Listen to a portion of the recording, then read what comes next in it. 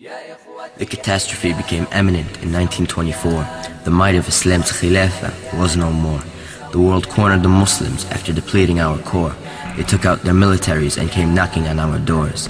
They began to invade our countries from every shore. They taught us nationalism, tribalism, and our unity was out the door. They made us pledge to useless flags and brought their kufr to our lands. They showed us their culture and we became instant fans. We abandoned our religion and so Allah abandoned us. We broke our deal with Allah within our mutual trust. We were supposed to remain obedient and in Allah place our trust, but we fell into sins and were betrayed by our lust. Allah sent us a messenger who taught us success, to aim for Jannah and love this dunya much less. But we took the blessings of honor and power for granted, so when we strayed from Islam, a wake-up call we were handed.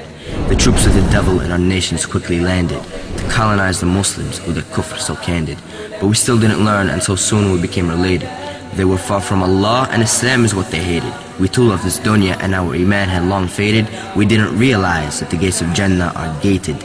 Earning Jannah means putting desires to the side, if we expect the gates of paradise to open for us wide. But since we abandoned Allah and forgot our religion, Allah says be, and so He carries out His decision. The worst amongst us were made to lead us. They too were oppressors and didn't even feed us.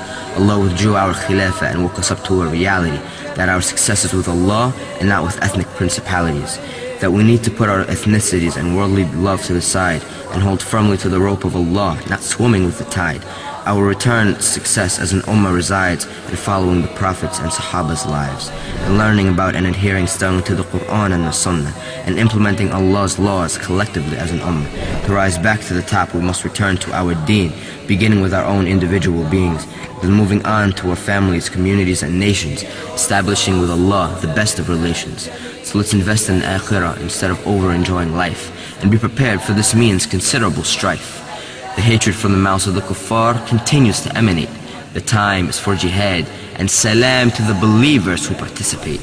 Allah's Messenger sallallahu alayhi wasallam said that the kuffar would attack and Muslim blood would be shed, because we're obsessed with the dunya and abandon jihad, that we love this life and would hate to be dead. And until we return to our deen, this condition remains, that we stand humiliated until we rethink our aims. We are here to establish Islam on this earth. So by the will of Allah, let's give Islam a rebirth.